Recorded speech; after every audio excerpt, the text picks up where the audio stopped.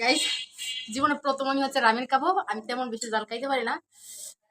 তারপরেও মানে ইউটিউবে নিউজ ফিডে ঢুকলেই শুধু রামিনের ভিডিও সেই মানে সেটা দেখে আমার ইন্সপায়ার হয়েছিল আমি রামিন খাবো। এই যে একটা ডিম নিয়ে নিছি, যদিও আমার অবস্থা খুব